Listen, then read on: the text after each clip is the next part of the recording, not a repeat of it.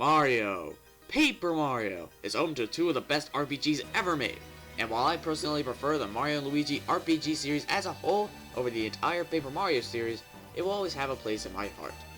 Soap opera aside, the Thousand Year Door, in my opinion, is the better of the two, improving on the battle system and having a thicker storyline. One of the more interesting aspects is the badge system. By equipping certain badges, you can start battles with positive status effects, learn more powerful attacks, and even lower the limitations of your normal attacks. But not all badges are good, and it surprises me that there hasn't been a single top 10 badges for Paper Mario, let alone Thousand Year Door. So I'm going to set out to change all of that. Hey yo, it's ADventuresVDO, and welcome to my top 10 worst Paper Mario Thousand Year Door badges. Man, that title's long. Now keep in mind that this is only my opinion. If you disagree with anything I say in this video, feel free to post a comment below. However, keywords, this is my opinion. With that all aside, let's get on with the list. Or more specifically, let's get on with the honorable mentions. First off, with my honorable mentions. These are badges I either find useless or just do not like, but I couldn't bring myself to put them on the list, because they're not that bad. They don't deserve to be on the list. First off, we have the L and W emblems. They're useless, but it's cool to look like you're playing as Luigi, Wario, or even Waluigi at times. I like playing as Luigi. It actually has a use in one of the side quests. And Wario, the W emblem I would have put on the list, but at the end of the day, I couldn't bring myself to do it, because it isn't that bad. It's just a customization item, and it's rather easy to get. Attack effects R, Y, G, and P. These badges are easy to get, and all have use against some boss. Attack effects R actually helps a lot against the first boss in the game, so it's probably the best of the three. No. Why did I write that in the script? It's best of the 4. Technically best of the 5, but the 5th one we're going to get to later. Sleepy Stomp. Why would you use this? There's so many other better badge attacks out there to use. I never use Sleepy Stomp, ever. Charge, and the Charge for Partner, because once you get your upgraded items or upgrade your partners twice or even thrice if you really need to, these things fall into more and more disuse, because really, there are better things you can use to upgrade your power. And granted, these didn't make it mostly because of the fact that you could equip multiple of them and you get more charge at the same time, but at the end of the day, one badge ain't gonna cut it. And finally, the HP and FP+. It's essentially trading off the amount of BP you earn in a level up for the amount of HP or FP you earn in a level up. It's like the free portable Chet Rippo you can turn on or off whenever you want. The P versions are fine though, since all partners gain a 5 HP, it's not really that much of an issue. With all the honorable mentions aside, man, that took longer than I expected, now we get on to the list! Hurrah! Number 10. At number 10, we have Attack Effects B. Being a customization item, and only having one practical use in the entire game, which also happens to be optional, Attack Effects B has to be the most bothersome Attack Effects badge to get. You have to answer Miss Mouse's trouble request, go all the way up to Hooktail's chamber in her castle, and blow down a flap with Flurry. Then you gotta go all the way down the castle and return to Miss Mouse and give it to her, just so she could give it back to you. On the bright side, you do get to have Miss Mouse on your team, but since her only attack makes the audience boo with shame, that really doesn't save the badge from my wrath. And the fact that it's free to use shows it's useless for most of the time. Of all the attack effects badges that escaped in my honorable mentions, this one is so difficult to get, it doesn't deserve the luxury. Number 9. Number 9, All or Nothing. You know, it's pretty cool when you got a badge that can increase your attack.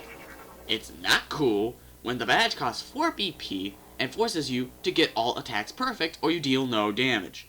See, this is why I hate the badge. Sometimes it can be hard to time things like, say, the Ultra Jump. But does this badge show mercy? No. I'd honestly feel much happier shelling out the 2 extra BP on the Power Plus badge just so I don't have to worry about missing. Also, since a jump attack adds the multiplier for each time you jump, Jump attacks, in general, deal 2 extra damage, whereas hammer attacks in general only deal 1. Since it's only 1 whack with a hammer, you only get a bonus once.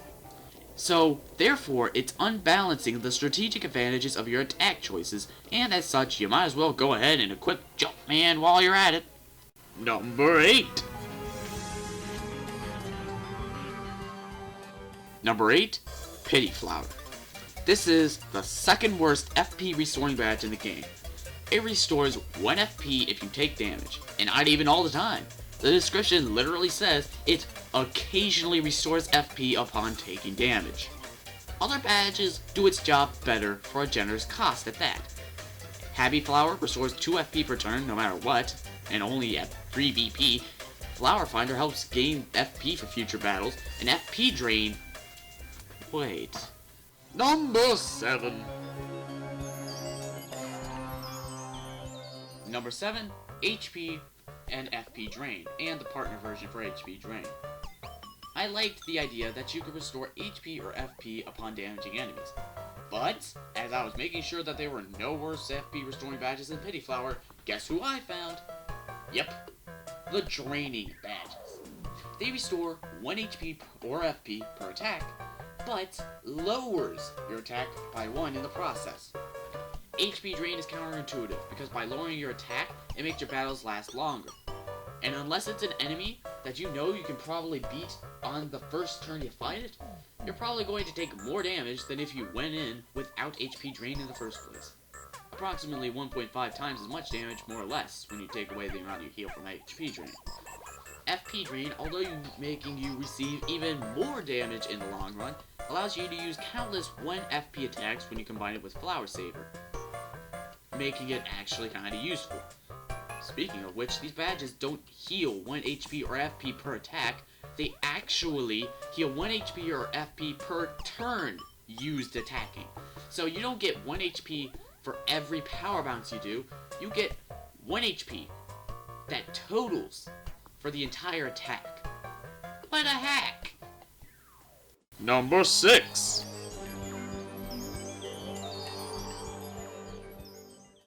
Number 6, Peekaboo. Whoa! Before you get close to that X on your tab, hear me out, please. As a completionist, it's only natural that I want to complete everything in the game. I mean, that's literally what a completionist is. Someone who wants to do everything you can in a game. So obviously, I'd enjoy filling out the catalog. And this is where Peekaboo comes in. You know what it does? Reveal the HP of every untattled enemy in the game. You know what does that on an individual scale? Goombella's Tattle. How am I to fill the catalog when this makes it infinitely times harder? Granted, this badge wouldn't make it on my top 10 worst Paper Mario 64 badges, mostly because there's no catalog in it. So it really does make Goombario useless. But as a completionist, this badge is not my friend in the 1,000-year door. And that's why it makes my number 6 slot. Number 5. Number 5, Hammerman. This badge has to do with your hammer. But I'm sure you knew that already. More specifically, it negates your use of jumping, but increases your hammer strike power by 1. At first, this may seem to be worse than Jumpman, simply because, since the damage boost is applied per jump, it deals 1 extra damage per turn more than Hammer. However, when you look at all the cool attacks the Hammer can pull off, Power Smash, Piercing Blow, Hammer Throw, Head Rattle, Ice Smash, Quake Hammer, and Fire Drive, all of which are relatively useful, I'd say those attacks more than outmatched the Jumpman badge. Speaking of which, number 4. Number 4, Jumpman. Same as the Hammerman badge, except applies to jumping. As I said before, it does 1 extra damage per turn used attacking, if done correctly. However, its alternative attacks are pretty lame. The ones that can be considered useful most of the time, Multi-Bounce, Power Bounce, and Tornado Jump. The ones that can be thrown away in most cases, Power Jump, Shrink Stomp, Sleepy Stomp, and Soft Stomp. 4 out of the 7 attacks suck, and that's why I find Jumpman worse than Hammerman, but these are not the worst. Number 3. Number 3, Return Postage. The badge is good for what it's worth. Deals 1/2 the damage dealt to Mario, but it's the most disappointing badge and reward in the game. You know why? Let's set up a scenario here. You finally beat the toughest dungeon in the game, the Pit of 100 Trials, and defeated Zumbaba, also known as Bonetail, who is arguably the hardest boss in the game, and you get a mediocre badge? I'd be fine with it if it were an epic badge, but no, you just give me a badge that gives me eternal countering ability. After, chances are, I've already beaten the final boss, every necessary boss, and this is the only optional boss, what's the point of it? If Charlieton sold this, it makes sense to use double pain with return postage to deal immense amount of damage to enemies. But what's the point of using this badge when chances are you've just beaten the last boss you can defeat in the entire game? It's a huge disappointment, but it's not the worst badge, in my opinion. Number 2. At number 2, Double Pain. No, I'm not trying to make a joke at all. That Double Pain is at number 2, but it's just because I hate one badge more than this. It's one of those badges. The badge is made to harm you. This badge doubles the amount of Mario damage takes. Wait a minute. I mean the amount of damage Mario takes. Nothing else. No buffs. No stat restoration. Nothing. There are only 3 reasons you would ever use this that I can think of off the top of my head. 1. Use it to keep at a steady danger level so your close call badges stay in effect more often. 2. Use it with the return postage badge, as I explained earlier, to deal more damage to enemies who try to hurt you. And 3. Use it to put the game in a sort of hard mode, where all enemies hurt you faster and harder than usual. This badge is literally made to hurt you, but at least it has its use. But not the next badge. And finally, number 1.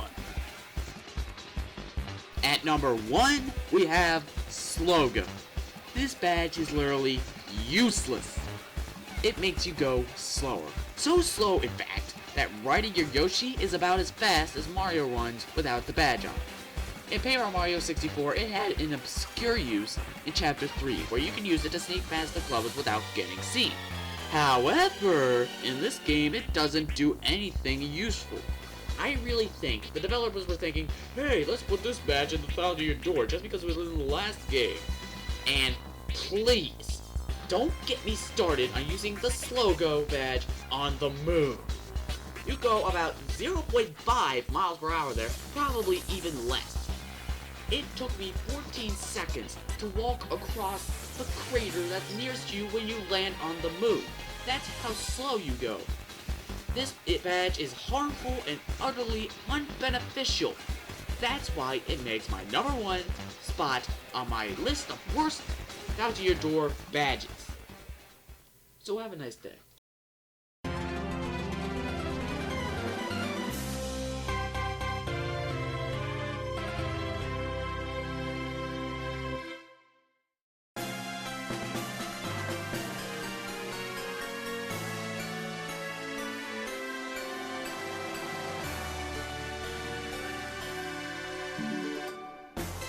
Hey, thanks for watching my top 10. If you want to check out my Mario & Luigi Superstar Saga series, go over to my channel and watch it now.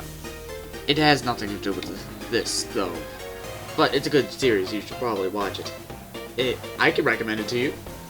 That's obvious, because I made the videos. It's obvious. Some of my friends could also recommend it to you, but that's also obvious because they're my friends. Well, watch it. Then you can recommend it to other people.